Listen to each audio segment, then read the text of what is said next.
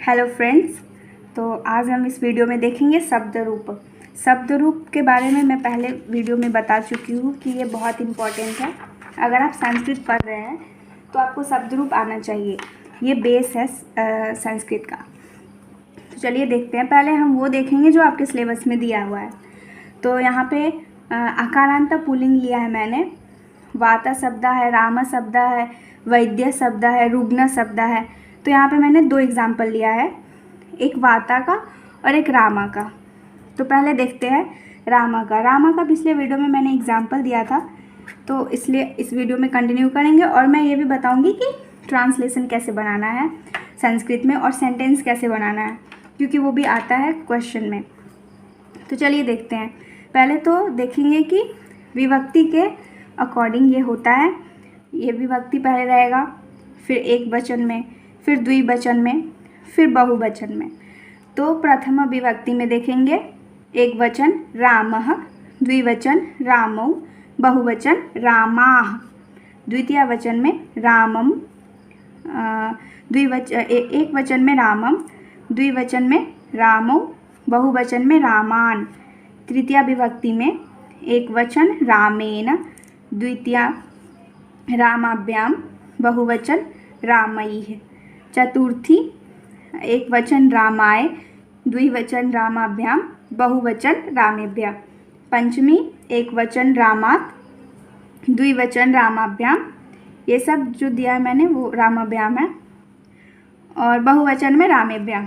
षष्ठी विभक्ति में एक वचन रामस्य, द्विवचन रामयोः, बहुवचन रामानाम। सप्तमी में हे राम, हे रामौ, और आप सीधे भी लिख सकते हैं राम, रामौ, रामा। नहीं, ये संबोधन। संबोधन में आप रहे सप्तमी विभक्ति में रामे, रामयोः, रामेषु। तो इसको अच्छे से देखेंगे। वाता शब्द में समझिए, जैसे इंग्लिश में अगर कुछ लिख रहे हैं तो इंग्लिश में उसको संस्कृत में कैसे ट्रांसलेशन करेंगे, तो वो मैंने यहाँ लिख दिया है। और आपने हिंदी में भी पढ़ा होगा, कर्ता ने कर्म को करण से आपादान ऐसे करके। तो वो अगर आपको हिंदी का पता है तो ठीक है, नहीं तो मैं अगले वीडियो में वो भी अपलोड कर दूँगी। तो चलिए देखते हैं वाता शब्द। तो पहला जो होता है प्रथमा विभक्ति, वो सब्जेक्ट होता है। सब्जेक्ट मीन्स कर्ता।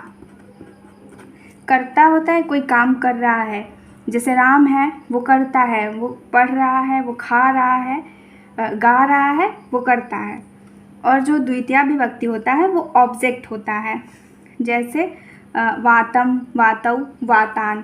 तो अब क्या है कि ऑब्जेक्ट जिसको हम किसी को कुछ सौंप रहे हैं या दे रहे हैं ऐसा करके, तो वो ऑब्जेक्ट हुआ। जैसे कि राम दिया गाय लक्ष्मण को, तो लक्ष्मण यहाँ हो गया ऑब्जेक्ट। तो वो हमेशा द्वितीय विभक्ति में रहता है जो ऑब्जेक्ट होता है। वातम, वातौ, वातान, बहुवचन में। फिर तृतीय विभक्ति देखेंगे, इसमें होता है करण। करण कर्ता। पहले मैंने कारक पढ़ाया, उसमें आप देख सकते हैं कर्ता, कर्म, करण, संप्रदान, अपादान, ये है संबंध, ये है अधिकरण। तो ये जुड़ा हुआ है। जब मैं कारक पढ़ा रही थी तब मैंने बताया था कि ये शब्द रूप से आप इसको अच्छी तरीके से समझेंगे। वैसे मैंने वहाँ भी समझाया है, फिर से देखेंगे। तो ये तृतीय विभक्ति, इसमें विथ और बाई लगता है, के द्वारा या के साथ। तो उस शब्द में वो होता है करण, या फिर कोई इंस्ट्रूमेंट की तरह यूज़ होता है।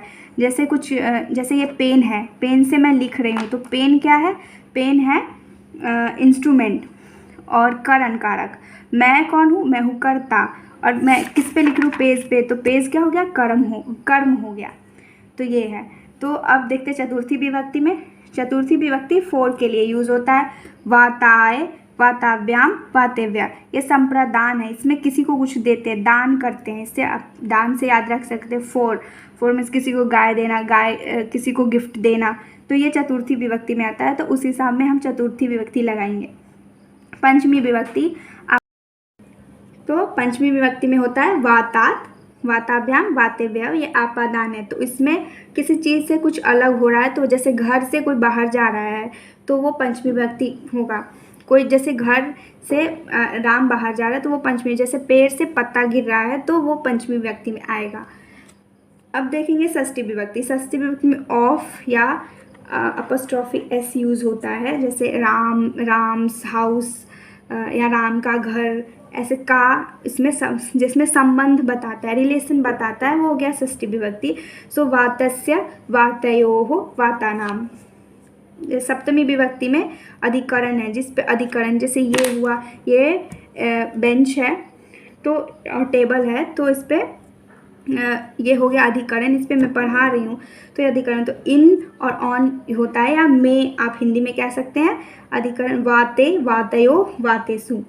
वोकेटिव है हे वाता हे वातो हे वाता, जैसे संबोधन बहुत कम यूज़ होता है, पर हम देख रहे हैं शब्द रूप तो देख लेंगे ये भी।